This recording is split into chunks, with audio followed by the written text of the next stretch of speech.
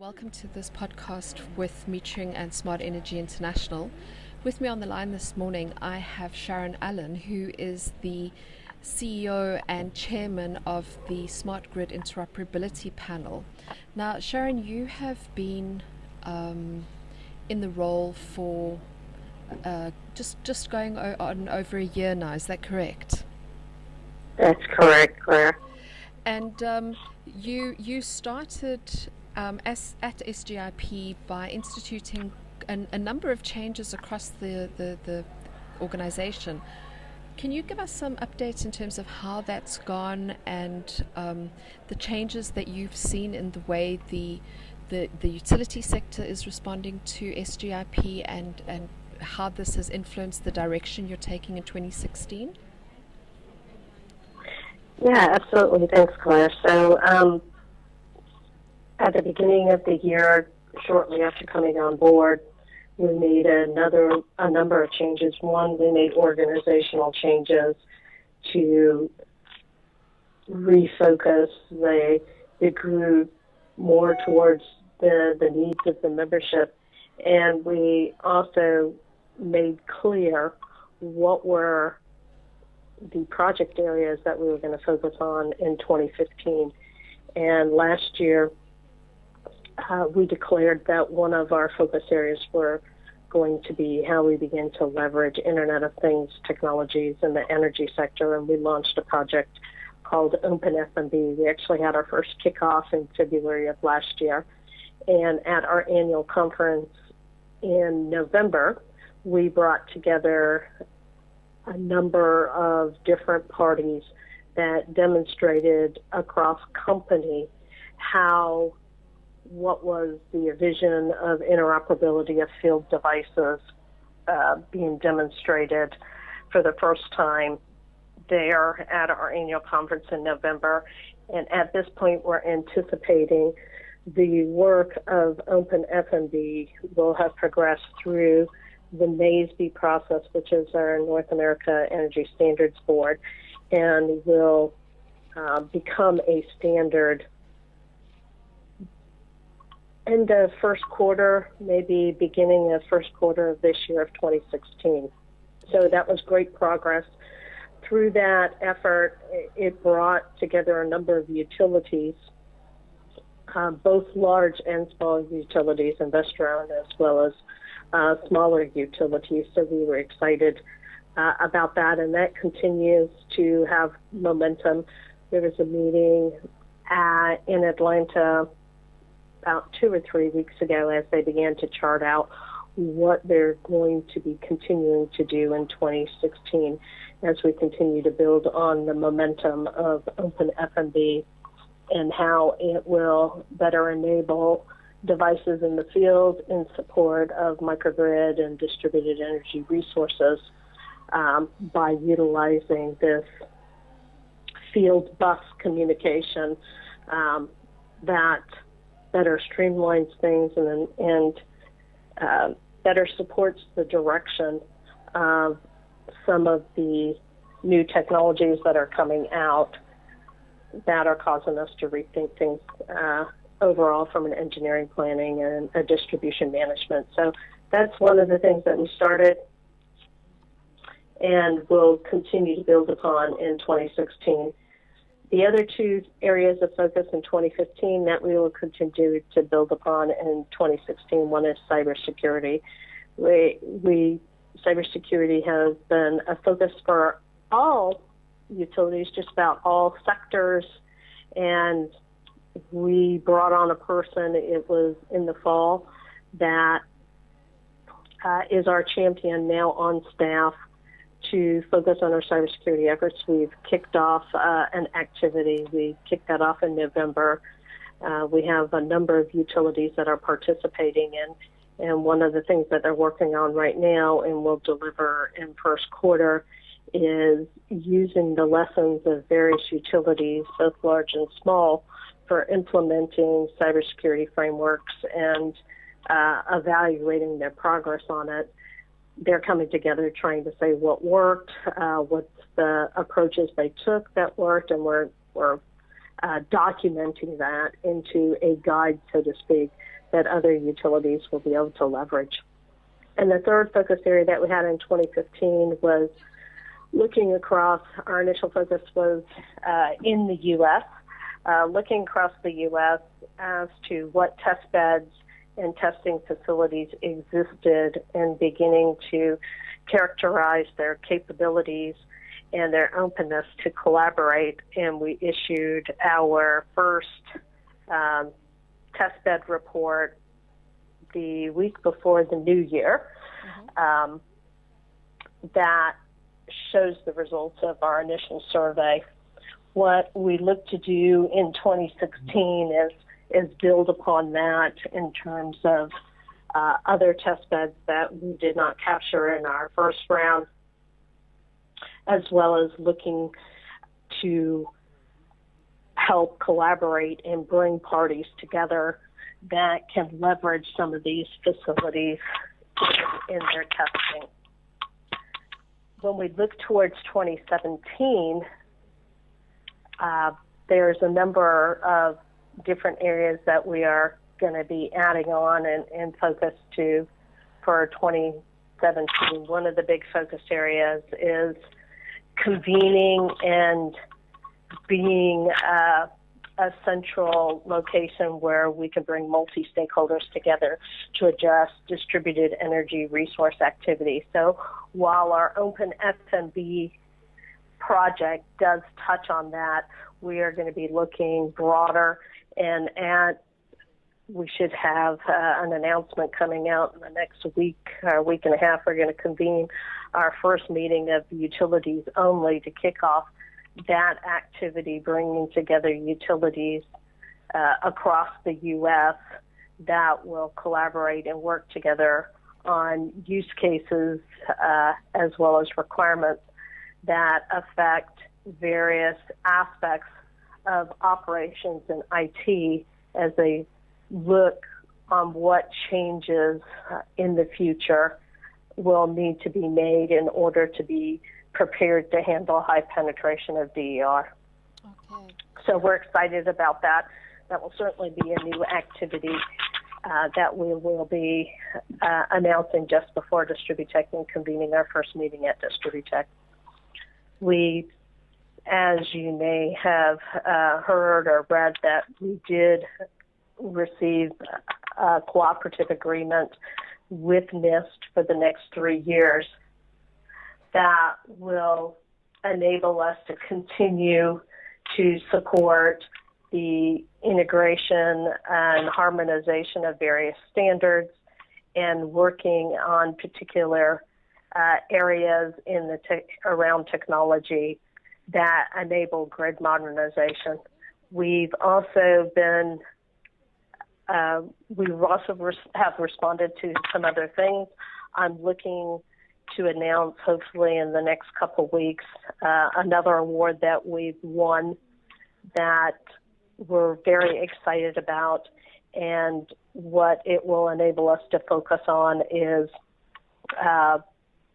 driving a standard that actually will help to reduce some of the costs that you see around some of these cleaner technologies, and hopefully more will come on that in the next couple of weeks after our contract is signed. Okay, so it seems like the scope of your focus has really expanded over the course of the last 14 months or so. From a cybersecurity perspective, I was interested to hear that you were saying that you were able to get some of the utilities to start sharing lessons about implementing frameworks, what had worked, what hadn't worked. How have you found that collaboration working with the utilities? Have they been quite open to it, and what have you seen any direct benefits already from that kind of open communication? Well, we haven't published anything, Okay. and initially, I think the first couple of meetings, not that I was in them, but the person on our staff that was leading the meeting said it took a little bit to get folks comfortable and warmed up to start sharing with each other. When we do publish the guide, it will not be, there will not be any utility that will be specifically named out. It will be taking their information and making sure that we've captured it without, revealing anything specific about any one utility. So you can imagine, as everyone is, there's a fair amount of, so it's a delicate topic, and so we want to capture the information without, while still safeguarding the trust of these utilities who are bringing their lessons learned to the table. Look, I agree. I mean, I think that trust is probably one of the most important aspects in a situation like that, because you are exposing your vulnerabilities, and it's not in an attempt to make anybody look bad, but purely as a very effective learning opportunity. So it will be interesting to see how that progresses. I know that they have recently started a similar thing in Europe with one or two of the European utilities, and again, one of their big focuses has been about driving an environment of trust, because without the trust, you're never going to get the kind of disclosure that you really need to progress going forward. So one of the other things that you mentioned was your Open FMB project. What is the plan for 2016? Is that to expand on the existing work that's been done? You mentioned that you were gaining a lot of momentum. Are there specific project targets that you have already put in place, or is this still to be determined? Well, I think, first and foremost, we're pushing to get the standard out of the standard process. So an embodiment of the work into a standard, which since we kicked the activity off in February of last year, is actually a fairly quick time frame to embody a standard. So that's one of the key things that's focused on. The other is we've kicked off, I think I mentioned they met like 2 weeks ago looking at 2016 plans. We've kicked off a sub-task force to focus on the cybersecurity aspects of this framework and to have a group working on that. So that's another 2016 important aspect of the continued work on Open FMB as we build it out, that we make sure that we are building in the cybersecurity and it's there from the get-go. We are currently in the midst of working to capture and drive out what the additional utility use cases are. So that's another focus, to make sure that we continue to build upon it and understand the requirements of various utilities. So looking to work on the next wave of use cases, as well as expand our base of utility participation. And when we spoke for the first time, shortly after you had taken up your new role, you mentioned that you were in the process of setting up some of the testbed facilities. Would you be happy to expand on how that process is? I know that you mentioned that you had just published some results just before the new year, but how has that process worked? What would you like to see change or improve for 2016? And has the process been as rewarding and as I guess provided as much learning as you had initially anticipated? So, one of the things that came out that we were quite pleased with is the number of facilities that indicated in their current test beds that they were willing to collaborate. So we were very pleased at that. As our organization is very focused right now on distributed energy resources in various aspects, we were also pleased to see that seems to be a focus of many of the test beds. Okay. One of the lessons learned that we had is how we, this year we need to change up a bit more of the structure of the data collection. The way that we went about it was at times a bit painful and unwieldy, and we think that this year we can streamline that a bit better. We're looking to have conversations with some of our national labs. If you read the announcement that came out a week ago with Secretary Menez, where they announced the Grid Modernization Lab Consortium awards or dollars and projects that they're going to focus on.